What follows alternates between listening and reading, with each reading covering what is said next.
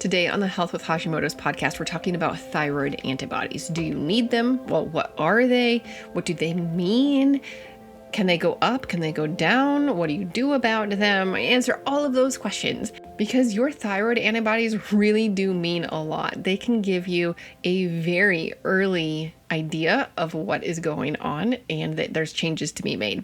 Welcome to the Health with Hashimoto's podcast. This is your go-to resource for simple, sustainable strategies to regain your energy and create lasting wellness. That's what I want for you. That's what you want for you.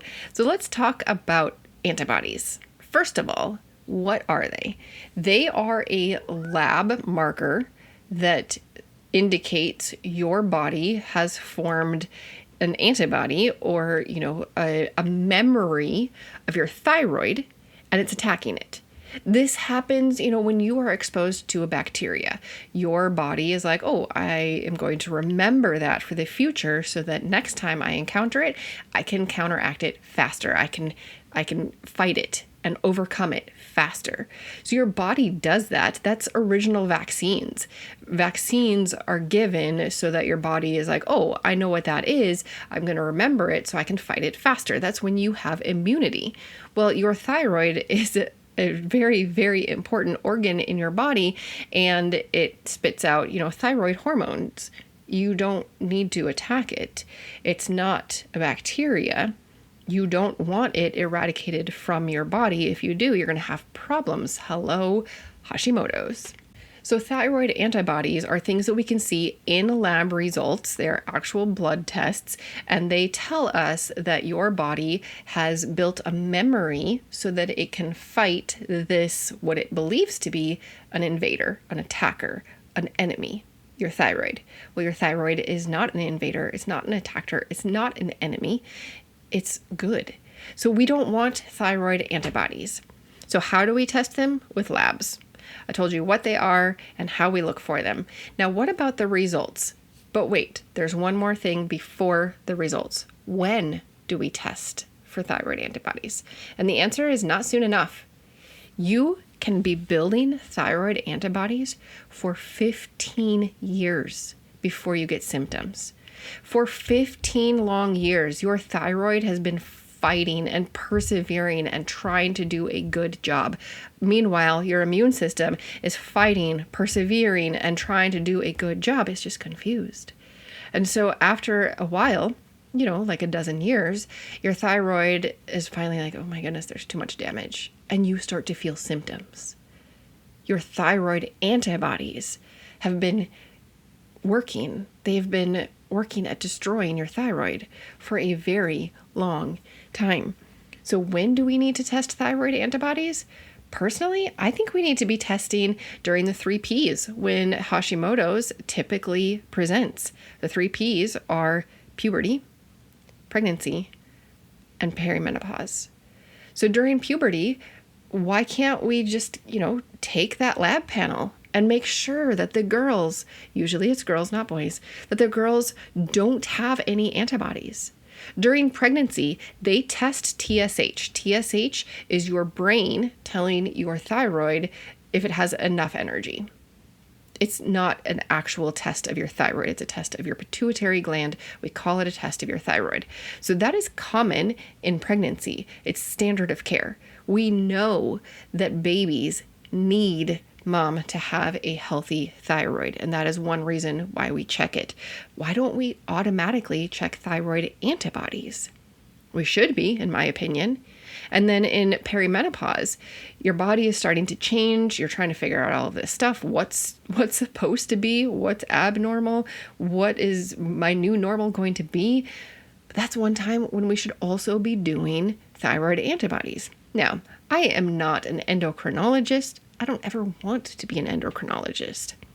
And most likely for this to be implemented, a whole bunch of the endocrinologists, I'm assuming they have like a convention or something, where the top gurus get together and figure out their recommendations. They would all have to get together and say, oh, hey, let's do this. Let's implement this.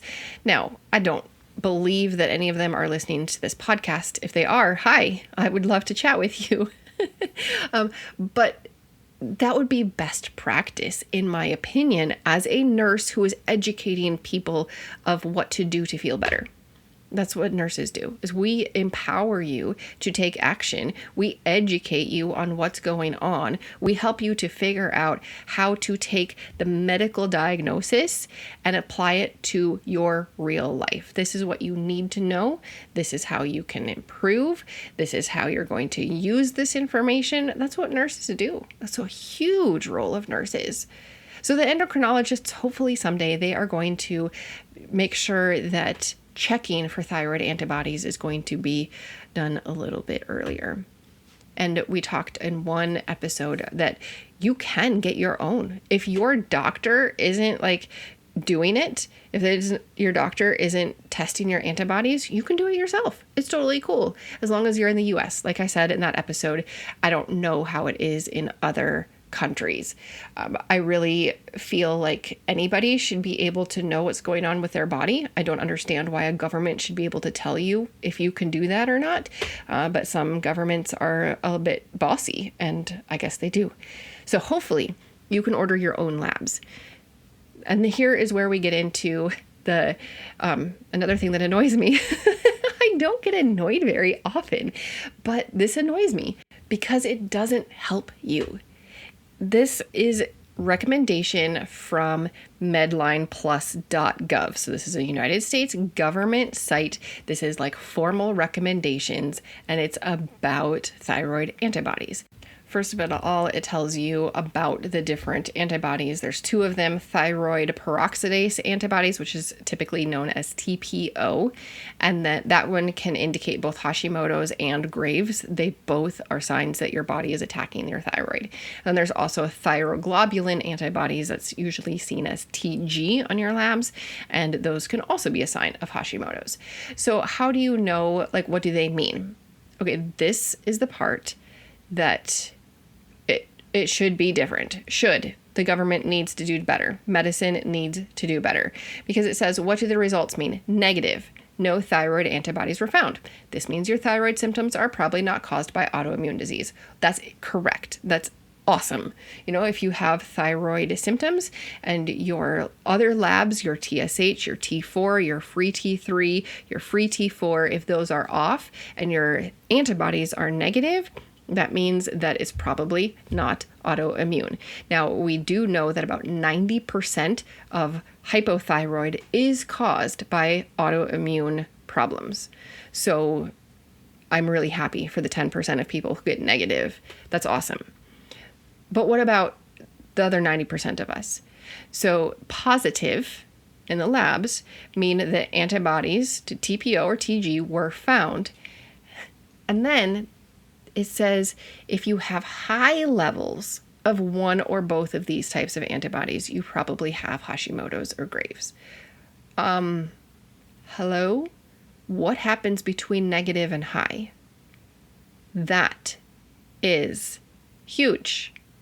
It can take, 10, 15 years for your antibodies to go from negative to high.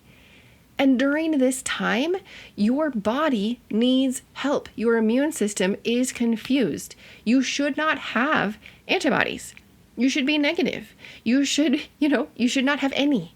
So if you are having any antibodies, and then especially if you test, 1 year and then another year later, and you see that they're going up, you know that your immune system needs help.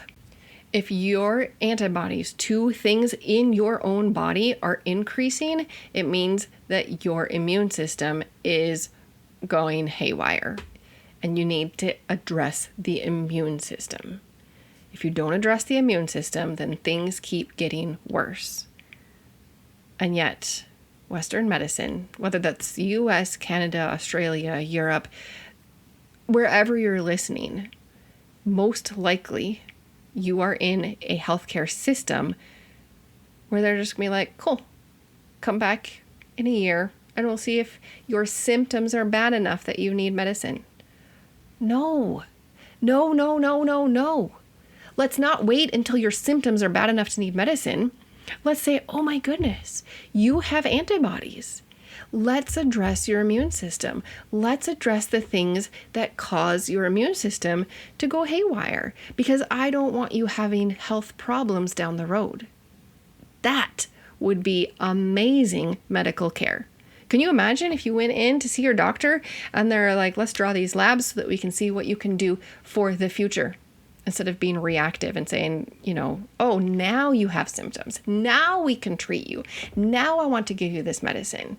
And even then, when you're to that point, a lot of doctors will just give you medicine for the symptoms. Oh, your thyroid isn't making enough T4. Let me give you some T4. It's called levothyroxine. You're going to take this medicine for the rest of your life. Do they ever say, hey, there's something that's causing this to happen? Let's figure out the cause so that it doesn't keep getting worse. No, most providers do not have that conversation. They might not even know. Oh, and that reminds me, there's one thing I do want to say about labs. Some insurance companies and some doctors and providers are not allowed to order additional labs. I am not going to go on a rant about insurance companies right now. You probably know how I feel about them. They shouldn't be controlling your medical care. Your doctor should, but that's not how the world works. And so some doctors, they are not allowed to order beyond what's on their little panel. If they want to do thyroid antibodies, they would be doing malpractice in some instances. Do I understand that? No, I do not. Do I agree with it? No, I do not. However, I don't want you to be mad at your doctor for not ordering what you need. That's why I did the episode empowering you to order your own labs, because sometimes the doctors and the nurse practitioners and the PAs, they are stuck in this healthcare system and they can't do what you need done. And so that's why you get to take control of your own healthcare. So the antibodies, you've done the labs and you know that you're going up, or you know that you have some. Well, then what? What do you do? Where do you start? Well, you start by downloading the Hashimoto's 101 guide. It is down in the show notes. That will tell you some great first steps. But here's something else that I found very interesting. You may remember this from the episode number 9 about vitamin D. Vitamin D can influence your antibodies. So there was a study and they looked mostly at antibodies, thyroid antibodies, and vitamin D. In the placebo group, they gave the patients 50,000 IUs of vitamin D once a week for 3 months. And then obviously the placebo group had, sugar pills. What happened was there was a decrease in the antibodies of the group that was getting vitamin D. Now, there's a lot more to that story, like in your life. You can't just say, oh, I have antibodies, so I'm going to go get D. That's not really how it works. Also, you would need D3 with K2 for it to be effective and make sure that your D is going where it needs to go. That's all in episode 9. I talked a lot about that. And vitamin D didn't clear up everything. It provided a significant reduction in the TG antibodies, but it didn't really make a difference in the TPO antibodies. So it's just one piece of the puzzle. But if we know about that piece of the puzzle, we should be telling people about it, right? And then people can implement it. So if you have thyroid antibodies checked, you should also be getting your vitamin D checked. When I did my labs, I checked both of those because I know that they're both so important for me as far as data, as far as information on how am I doing? Am I doing the right things? Am I trending in the right directions? For me, my vitamin D has been going up. I've been doing a good job with that. My antibodies have been doing okay. They are going down. They're not negative. I would love it if they get negative someday, and I'll keep working until then. But you know what? My symptoms are better. Do I still get tired? Yes. Was it like before, where the hope of a nap kept me going in the morning, and then the nap kept me going until supper time, where the hope of bedtime kept me going? Oh, I do not miss those days at all. They were horrible. And I am so grateful that I'm feeling better. I'm so grateful that my brain fog has resolved. Most days. Some days I still feel a little foggy. I'm so grateful that I don't feel the depression. It wasn't a lot of depression, but it was a low-grade depression. And I'm so grateful that it's gone. When you work on the root causes, you can help your body do what your body is supposed to do. And of course, I'm not giving health advice. I know I say it at the end of every episode. You have to think for yourself. And if you have any concerns, always talk to a trusted healthcare provider. But you are in charge. And I hope that this information does empower you to be able to make better decisions in going forward. So, have you had your antibodies checked? If not, it might be time to get some. Like I said before, about 90% of people who have hypothyroid, it is caused by autoimmune. It is caused by Hashimoto's, in which case your antibodies would be elevated. They don't always check that, though. I've talked to a lot of people, especially people who are now in their 50s, 60s, and 70s, and they've never had their thyroid antibodies checked. They just have been on levothyroxine or Synthroid for decades. But there was never an investigation into the root cause. There was never the doctor saying, oh, I wonder why your thyroid is not working great. I wonder what we can do about that. They're just like, here's some meds. So now you know your thyroid antibodies do matter. The number and the trend matter. Negative is awesome. Going up, even if it's not technically positive, going up means that your immune system needs to be addressed and supported.